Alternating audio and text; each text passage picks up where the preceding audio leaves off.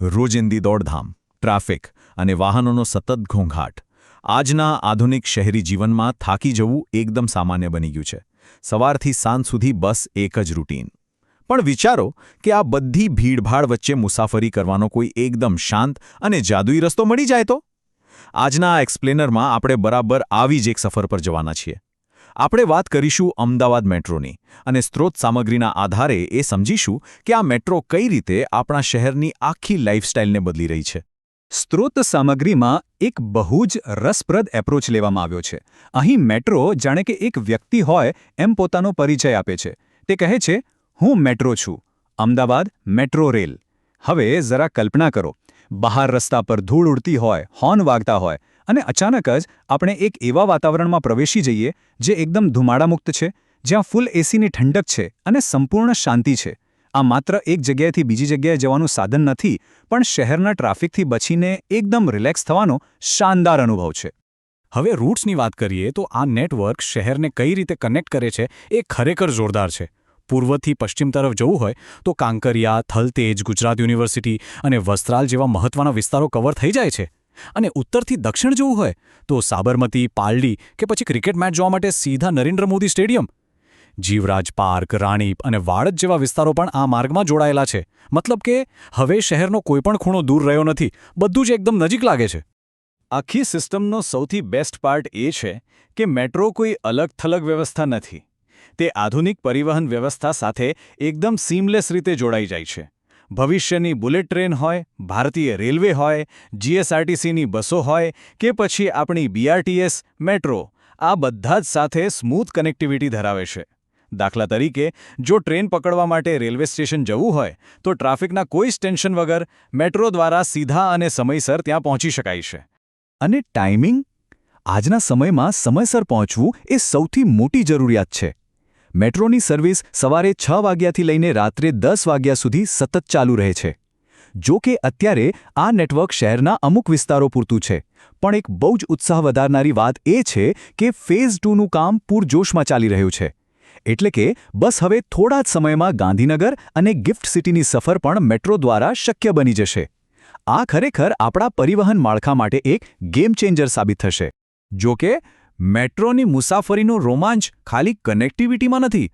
આખો રૂટ કંઈ સીધી રેખામાં નથી ચાલતો. ક્યારેક ટ્રેન ઊંચા પુલ પર દોડે છે, એટલી ઊંચાઈએ કે રસ્તા પરના મોટા ફ્લાયઓવર પણ તેની નીચેથી પસાર થાય. અને પછી અચાનક જ તે જમીનની અંદર એકદમ પાતાળ જેવી શાંત ટનલમાં પ્રવેશી જાય છે. રેલવે સ્ટેશન જેવા અમુક સ્ટોપ્સ તો સંપૂર્ણપણે અંડરગ્રાઉન્ડ છે. આકાશમાંથી સીધા પાતાળમાં જવાનો આ જે અનુભવ છે ને, તે કોઈપણ માટે એકદમ સરપ્રાઇઝિંગ અને રોમાંચક છે. હવે વાત કરીએ સ્ટેશનોની. સ્ટેશન પર પહોંચતા જ એકદમ વર્લ્ડ ક્લાસ ફીલ આવે છે. અહીં દરેક મુસાફરની સગવડનું પૂરું ધ્યાન રાખવામાં આવ્યું છે. ફિટનેસ જાળવવી હોય તો સીડીઓ છે, પણ બાળકો અને વૃદ્ધો માટે શાનદાર એસ્કેલેટર અને લિફ્ટ પણ અવેલેબલ છે. અને એન્ટ્રી કેવી રીતે કરવાની? સિમ્પલ, ટોકન અથવા સ્માર્ટ કાર્ડ સ્વાઇપ કરો અને અંદર. આખી પ્રોસેસ એટલી આધુનિક અને સ્મૂથ છે કે લાઇનોમાં ઊભા રહેવાની કોઈ ઝંઝટ જ નથી. સ્ટેશનની અંદરની સુવિધાઓ પણ જોવા જેવી છે. સેન્ટ્રલ સિક્યોરિટી ફોર્સ દ્વારા ચેકિંગ થાય છે, એટલે સુરક્ષાનું કોઈ જ ટેન્શન નથી. કોઈ કન્ફ્યુઝન હોય તો કસ્ટમર કેર સેન્ટર્સ અને પ્રિન્ટેડ મેપ્સ પણ છે.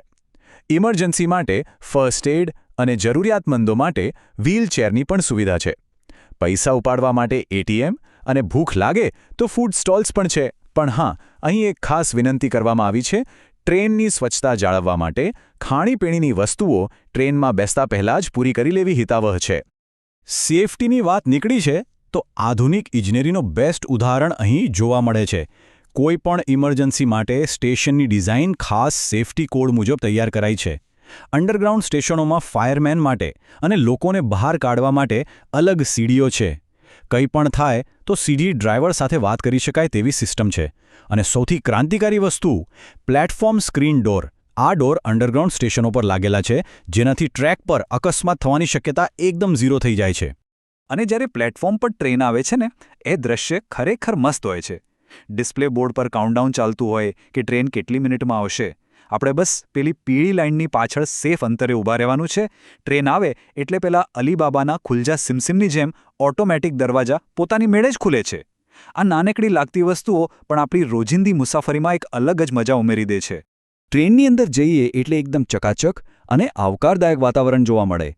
મહિલાઓ, વૃદ્ધો અને દિવ્યાંગો માટે ખાસ બેઠકો રિઝર્વ રાખવામાં આવી છે, જે એક બહુ જ સારો પ્રયાસ છે. કમ્પાર્ટમેન્ટમાં લાઇટિંગ એકદમ પૂરતું હોય છે અને સાફ સફાઈ તો એવી કે દાગ શોધવો ન જડે.